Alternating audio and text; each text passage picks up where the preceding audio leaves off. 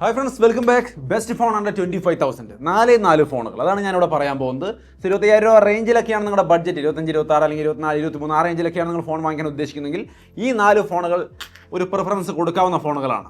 So ഏതൊക്കെയാണ്? നല്ല allrounder phone, അതേപോലെ തന്നെ ഒരു ക്യാമറ ഫോൺ ഏതാണ്, ഗെയിമിങ്ങിന് പറ്റിയ ഫോൺ ഏതാണ്, നല്ല സോഫ്റ്റ്വെയർ എക്സ്പീരിയൻസ് തരുന്ന ഫോൺ ഏതാണ്, ഇതെല്ലാം ഞാൻ പറയുന്നുണ്ട്. ബട്ട് 4 തന്നെ പറയുന്നുള്ളൂ. ഓരോ കാറ്റഗറിയിലും ഒരൊറ്റ ഫോൺ. അപ്പോൾ ആദ്യം തന്നെ നമുക്ക് നല്ലൊരു ഓൾറൗണ്ടർ ഫോൺ നോക്കുകയാണ്. എല്ലാം അത്യാവശ്യം നന്നായിട്ട് വേണം. നല്ല പെർഫോമൻസ്, അത്യാവശ്യം നന്നായിട്ട് ഗെയിം കളിക്കാൻ പറ്റണം, നല്ല ക്യാമറ ഉണ്ടാവണം, ബാറ്ററി, ചാർജിങ് എല്ലാം നന്നായിട്ട് വേണമെന്നുണ്ടെങ്കിൽ ഓൾറൗണ്ടർ എന്ന രീതിയിൽ ഇന്ന് പരിഗണിക്കാൻ പറ്റുന്ന ഫോൺ ഈ ഐറ്റമാണ്. OnePlusന്റെ Nord C5. അത്യാവശ്യം എല്ലാം ഉണ്ട്.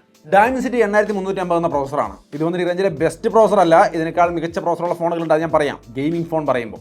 ഇത് പക്ഷേ ഈ റേഞ്ചിലെ ഏറ്റവും നല്ല പ്രോസർ തന്നെയാണ്, ഒരു കുഴപ്പമില്ല. സാധാരണ യൂസിനും അത്യാവശ്യം 90 FPS ഗെയിം കളിക്കാനും ഒക്കെ അടിപൊളിയാണ്. പിന്നെ ഡിസ്പ്ലേ ആണെങ്കിലും 6.7 ഇഞ്ച് വരുന്ന 120 Hz AMOLED ഡിസ്പ്ലേ ആണ് വരുന്നത്. പിന്നെ 7100 mAh ബാറ്ററിയും 80 വാട്ട് ചാർജിങ് ഒക്കെ വരുന്നുണ്ട്. സോ നല്ല ബാറ്ററി സെറ്റപ്പാണ്. പിന്നെ 50 മെഗാപിക്സലിന്റെ മെയിൻ ക്യാമറയും 32 മെഗാപിക്സലിന്റെ സെൽഫി ക്യാമറയും അത്യാവശ്യം നല്ല ക്യാമറ ക്വാളിറ്റിയും ഈ ഫോണിൽ നമുക്ക് തന്നിട്ടുണ്ട്. ഇതിന്റെ ഡീറ്റെയിൽ വീഡിയോ നമ്മുടെ ചാനലിൽ കിടക്കുന്നുണ്ട്, കണ്ടു നോക്കുക. ഇവിടെ ഞാൻ ജസ്റ്റ് പറഞ്ഞു പോകുന്നുള്ളൂ, വീഡിയോ കണ്ടു നോക്കുക വിശദമായിട്ട് കാര്യങ്ങൾ അറിയാൻ വേണ്ടിയിട്ട്. 4 വർഷത്തെ OS അപ്ഡേറ്റും കമ്പനി ഓഫർ ചെയ്യുന്നുണ്ട്. സോ നല്ല സ്മൂത്ത് എക്സ്പീരിയൻസ്, ഓക്സിജൻ OS ആണ്, നല്ല നൈസാണ്. അതിൻ്റെ ഒപ്പം തന്നെ പെർഫോമൻസും ക്യാമറയും ബാറ്ററിയും എല്ലാം ഒരുവിധം നന്നായിട്ടുണ്ട്. സോ ഒരു നല്ല ഓൾറൗണ്ടർ ഫോൺ നോക്കുന്നവർക്ക് OnePlusന്റെ ഫോണുകൾ തീർച്ചയായിട്ടും ചൂസ് ചെയ്യാം. അതിൽ തന്നെ ഇതാണ് ഈ പ്രൈസിലെ ബെസ്റ്റ്. സോ ഓൾറൗണ്ടർ ഫോൺ നമ്മൾ പറഞ്ഞു. ഇനി നമുക്ക് അടുത്തത് ഏറ്റവും നല്ല ക്യാമറയുള്ള ഫോൺ. അങ്ങനെ ഒന്നാണ് നിങ്ങൾ നോക്കുന്നത്. ക്യാമറയാണ് പ്രയോറിറ്റി, ബാക്കിയുള്ളതൊക്കെ ഇത്തിരി കുറഞ്ഞാലും പ്രശ്നമില്ല. നമുക്ക് ഏറ്റവും നല്ല ക്യാമറ, ഫോട്ടോസ് എടുക്കണം, നല്ല 4K വീഡിയോസ് എടുക്കണം. ഈ പ്രൈസിൽ ഏതാണ് നല്ലതെന്ന് ചോദിക്കുന്നവർക്ക് മോട്ടോയുടെ Edge 60 എന്ന് പറയുന്നത് ഈ ഐറ്റം തീർച്ചയായിട്ടും പരിഗണിക്കാം. ഇതിന് അത്യാവശ്യം വളരെ ലൈറ്റ് വെയിറ്റ്, സ്ലിമ്മോ ആയ വീഗൻ ലെതർ ഫിനിഷിൽ വരുന്ന ക്വാഡ് കർവ് ഡിസ്പ്ലേക്കുള്ള നല്ല ഫോണാണ്. അതിലേറ്റവും പ്രയോറിറ്റി ഇതിൻ്റെ ക്യാമറയ്ക്കാണ്. ക്യാമറ സാമ്പിൾസ് ഒക്കെ നല്ലതായിരുന്നു. ഇതിൻ്റെ ഡീറ്റെയിൽ വീഡിയോ നമ്മുടെ ചാനലിലുണ്ട്, കണ്ടു നോക്കുക. 50 മെഗാപിക്സലിൻ്റെ മെയിൻ ക്യാമറയും 50 മെഗാപിക്സലിൻ്റെ വൈഡ് ആംഗിൾ ക്യാമറയും 10 മെഗാപിക്സലിൻ്റെ ടെലിഫോട്ടോ ലെൻസ് 3x സൂം അടക്കം വരുന്നുണ്ട്. സോ മൊത്തത്തിൽ നല്ല സെറ്റപ്പാണ്. പക്ഷേ ഇതിൻ്റെ വിശദമായ വീഡിയോ കണ്ടു നോക്കിയിട്ട് നിങ്ങൾക്ക് ഇഷ്ടപ്പെട്ടാൽ മാത്രം ചൂസ് ചെയ്യുക. കാരണം ക്യാമറ ഓരോരുത്തർക്കും ഇത്തിരി ഭംഗിയുള്ള ഫോട്ടോ ഇഷ്ടപ്പെടുന്നവർ, അല്ലെങ്കിൽ ഇച്ചിരി വെളുപ്പിക്കുന്ന ഫോട്ടോ ഇഷ്ടപ്പെടുന്നവർ, അങ്ങനെ പല തരത്തിലുണ്ടാവാം. സോ ഇതിൻ്റെ ക്യാമറ സാമ്പിളും വീഡിയോയും ഡീറ്റെയിൽ ആയിട്ട് നമ്മുടെ ചാനലിലുണ്ട്, കണ്ടു നോക്കിയിട്ട് മാത്രം തീരുമാനിക്കും. സോ ക്യാമറയാണ് പ്രയോറിറ്റി എങ്കിൽ മോട്ടോ Edge 60. ഇനി നിങ്ങളുടെ കയ്യിൽ ഇത്രയും ബഡ്ജറ്റ് ഇല്ല എങ്കിൽ സ്വല്പം താഴേക്ക് വരികയാണെങ്കിൽ ഇതിൻ്റെ തന്നെ Edge 60 ഫ്യൂഷൻ എന്ന ഒരു ഫോണുണ്ട്. അതും വന്നിട്ട് ക്യാമറയ്ക്ക് അടിപൊളി തന്നെയാണ്. സോ തീർച്ചയായിട്ടും അതിൻ്റെയും വീഡിയോ നമ്മുടെ ചാനലിലുണ്ട്, കണ്ടു നോക്കുക. അതിൽ 50 മെഗാപിക്സലിൻ്റെ മെയിൻ ക്യാമറ സെറ്റപ്പാണ്, 32 മെഗാപിക്സലിൻ്റെ selfie camera, 1.5K quad curve display ആണ്, 5500 mAh battery, 68 watt charging, Dimensity 7400 processor, IP6869 rating തുടങ്ങിയ എല്ലാ കാര്യങ്ങളും ഉണ്ട്. ഓവറോൾ നല്ല ഫോണാണ്. പക്ഷേ Dimensity 7400 എന്ന് പറയുന്നത് 22-23 റേഞ്ചിലൊന്നും അത്ര നല്ല പ്രോസസ് എന്ന് പറയാൻ പറ്റില്ല. 20,000 താഴെ വരികയാണെങ്കിലാണ് ടോപ്പ് എന്ന് പറയാൻ പറ്റുള്ളൂ. ബട്ട് ഡീസൻ്റ് ആണ്, പെർഫോമൻസിന് ഓക്കെയാണ്. സോ 25 രൂപയുടെ റേഞ്ചിൽ ബഡ്ജറ്റ് ഉണ്ടെങ്കിൽ 60 എടുക്കുക, സ്വല്പം കുറവാണെങ്കിൽ ഫ്യൂഷൻ എടുക്കുക. രണ്ടായാലും മോട്ടോ Edge 60 സീരീസ് തന്നെയാണ് നല്ലത് ക്യാമറ നോക്കുന്നവർ. പിന്നെ ഇത് എൻ്റെ അഭിപ്രായമാണ്, രണ്ടും കണ്ടു നോക്കിയിട്ട് മാത്രം തീരുമാനിക്കാട്ടോ. പിന്നെ രണ്ടും സ്റ്റോക്ക് ആൻഡ്രോയിഡ് ഫോണുകളാണ്, അത്ര വലിയ താല്പര്യം എല്ലാവർക്കും ഉണ്ടാവണമെന്നില്ല. അതുകൊണ്ട് അത് മാത്രം ഒന്ന് മൈൻഡിൽ വെക്കുക. സ്റ്റോക്ക് ആൻഡ്രോയിഡ് ഇഷ്ടമാണെങ്കിൽ മാത്രം ചൂസ് ചെയ്താൽ. ഇനി നമുക്കിതൊന്നുമല്ല, നമുക്ക് ഗെയിമിംഗ് ആണ് മെയിൻ സംഭവമെങ്കിൽ അവിടെ ഏറ്റവും നല്ല ഓപ്ഷൻ 25,000 താഴെ വരുന്ന നല്ല ഓപ്ഷൻ iQ Neo 10R ആണ്. ഈ ഒരു ഫോണിൽ സ്നാപ്ഡ്രാഗൺ 8 ജനറേഷൻ പ്രോസസർ ഉണ്ട്, 144 Hz AMOLED ഡിസ്പ്ലേ ആണ് വരുന്നത്, 1.5K ഡിസ്പ്ലേ ആണ്, ബെസ്റ്റ് ഡിസ്പ്ലേ, ബെസ്റ്റ് പെർഫോമൻസ്.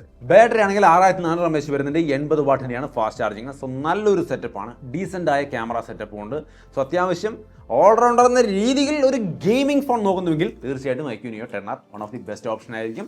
തീർച്ചയായിട്ടും കണ്ടു നോക്കുക. ഡീറ്റെയിൽ വീഡിയോ നമ്മുടെ ചാനലിൽ തന്നെ കിടക്കുന്നുണ്ട്, ലിങ്ക് എല്ലാതും ഞാൻ ഐക്കണിൽ കൊടുക്കാം, കണ്ടു നോക്കാം. സോ അത്യാവശ്യം നല്ലൊരു ഗെയിമിംഗ് സെൻട്രിക് പെർഫോമൻസും വേണം. അതിനൊപ്പം ബാക്കിയുള്ള കാര്യങ്ങളൊക്കെ അത്യാവശ്യം കുഴപ്പമില്ലാണ്ട് മതി.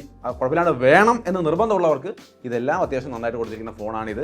ഡിസ്പ്ലേ, ബാറ്ററിയൊക്കെ പ്രത്യേകിച്ചും, ക്യാമറയെ സ്വല്പം പുറകിലുള്ളൂ, അതും കുഴപ്പമൊന്നുമില്ല. പക്ഷേ എൻ്റെ ഡീറ്റെയിൽ വീഡിയോ കണ്ടു നോക്കുക. എല്ലാ വീഡിയോകളും ഈ പറയുന്ന എല്ലാ ഫോണുകളുടെയും ലിങ്ക് ഞാൻ മുകളിൽ ഐക്കണിൽ കൊടുത്തേക്കാം, കണ്ടു നോക്കാം, മറക്കരുത്. ഇനി ഇവിടെ ഒരു കാര്യം എനിക്ക് മെൻഷൻ ചെയ്യാനുള്ളത്, നമ്മൾ Edge 60 പറഞ്ഞപ്പോൾ ഒരു ഫ്യൂഷൻ പറഞ്ഞില്ല, കുറച്ച് ബഡ്ജറ്റ് കുറവെന്ന്. അതേപോലെ ഇവിടെ ഗെയിമിങ്ങിന് ഈ ഫോൺ എടുക്കുന്നതിനിടയ്ക്ക് നിങ്ങൾക്ക് ഇത്തിരി ഫീച്ചർ റിച്ച് ആയ ഒരു ഗെയിമിംഗ് ഫീൽ തരുന്ന ഒരു ഫോൺ വേണമെന്നുണ്ടെങ്കിൽ ഇൻഫിനിക്സിൻ്റെ GT 30 Pro ഈ സംഭവം പരിഗണിക്കാം. ഇത് വന്നിട്ട് അത്യാവശ്യം നല്ല സെറ്റപ്പാണ്. Dimensity 7350 പ്രോസറൊക്കെയാണ് ഇതിനകത്തിരിക്കുന്നത്. 120 Hz ഗെയിം കളിക്കാൻ പറ്റും. GT ട്രിഗറൊക്കെ വരുന്നത്, അതായത് ഇങ്ങനെ ലൈറ്റൊക്കെ കത്തി ഈ മുകളിൽ ട്രിഗറുകൾ വെച്ചുകൊണ്ട് നമുക്ക് ട്രിഗറിൽ പ്രസ് ചെയ്ത് ഗെയിം കളിക്കാൻ കഴിയുന്ന സംവിധാനമുള്ള ഫോണാണ് ഇൻഫിനിക്സിൻ്റെ GT 30 Pro. സോ നിങ്ങൾ സാധാരണ ഫോണുകൾ ഗെയിം കളിക്കുന്നവർ പലരും ട്രിഗർ വാങ്ങിച്ച് വെച്ച് കളിക്കാറില്ലേ, ആ പരിപാടി വേണ്ട. ഇത് പക്കാവായിട്ട് ട്രിഗറായിട്ട് വർക്ക് ചെയ്യും. സോ ഇങ്ങനൊരു അഡ്വാൻസ്ഡ് ആയ ഗെയിമിംഗ് ഫീച്ചേഴ്സ് ഉള്ളൊരു ഫോൺ വേണമെന്നുണ്ടെങ്കിൽ അതിൻ്റെ അത്രയും ഒരു പെർഫോമൻസ് ലെവൽ ഉണ്ടാവില്ല. ബട്ട് ഇത് തീർച്ചയായിട്ടും ഓക്കെയാണ്, അതിനേക്കാൾ കുറച്ച് കുറവാണ്, എന്നാലും ഇത് അടിപൊളിയാണ്. ക്രാഫ്റ്റിൻ്റെ സർട്ടിഫിക്കേഷനൊക്കെ ഉണ്ട്, 120 FPS BGM കളിക്കാനുള്ള ക്രാഫ്റ്റിൻ്റെ സർട്ടിഫിക്കേഷനൊക്കെ ഉള്ള സെറ്റപ്പാണ്. സോ പരിഗണിക്കാൻ മറക്കണ്ട. ഇതിൻ്റെ വീഡിയോ നമ്മുടെ ചാനലിലില്ല, പക്ഷേ അന്വേഷിച്ച് നോക്കുക. നല്ലതാണെന്ന് കണ്ടാൽ മാത്രം ചൂസ് ചെയ്യുക. ഞാൻ നോക്കി, സംഭവം അടിപൊളിയാണ്. ഇതിൻ്റെ GT30 ആണെങ്കിൽ നമ്മുടെ കയ്യിലുണ്ട്. അതാണ് ഈ സാധനം. ഇത് അടിപൊളിയാണ്. 30 Pro 25 രൂപ റേഞ്ചിലാണ് നോക്കുന്നെങ്കിൽ Pro നോക്കുക. ഇത് വന്നിട്ട് 17,900 രൂപയ്ക്കാണ് ഓഫർ പ്രൈസ്. സോ ഒരു 20 രൂപ താഴെ തന്നെ ഇത് കിട്ടും. ഇത് അത്രയും ഒരു പെർഫോമൻസ് അല്ല. ബഡ്ജറ്റ് 20 രൂപ താഴെയാണെങ്കിൽ GT30 നോക്കാട്ടോ, നല്ല ഐറ്റമാണ്. അതൊക്കെ ജസ്റ്റ് മെൻഷൻ ചെയ്തേ ഉള്ളൂ. മെയിൻ സംഭവം IQ Neo 10R ആണ്. സോ അതാണ് ഗെയിമിങ്ങിന് 25,000 റേഞ്ചിൽ ടോപ്പ് ലെവൽ പെർഫോമൻസ് തരുന്ന ഫോൺ. സോ അപ്പോൾ നമ്മൾ ഓൾറൗണ്ടർ പറഞ്ഞു, ക്യാമറ ഫോൺ പറഞ്ഞു, ഗെയിമിംഗ് ഫോൺ പറഞ്ഞു. ഇനി നാലാമത്തെ ഫോൺ നല്ല സോഫ്റ്റ്വെയർ എക്സ്പീരിയൻസ്, പരസ്യ ആപ്ലിക്കേഷൻ ഒന്നുമില്ല, നല്ല നൈസായ ക്ലീനായ എക്സ്പീരിയൻസ് തരുന്ന ഒരു ഫോണാണെങ്കിൽ നത്തിങ് ഫോൺ 3A. ഇതിൽ ആർക്കും ഒരു എതിരഭിപ്രായം ഉണ്ടാവില്ല. കാരണം ഇതാണ് ഒരു പരസ്യ ആപ്ലിക്കേഷനും ഇല്ലാതെ ക്ലീനായ എക്സ്പീരിയൻസ് യൂസർക്ക് തരുന്ന, ഏറ്റവും നല്ല കസ്റ്റമൈസേഷൻ, നല്ല സ്മൂത്ത് എക്സ്പീരിയൻസ് എല്ലാം തരുന്ന ഒരു ഫോൺ. സോ നിങ്ങൾക്ക് നത്തിങ് ഫോണുകൾ ഓക്കെ ആണെങ്കിൽ 3A തീർച്ചയായിട്ടും പരിഗണിക്കാം.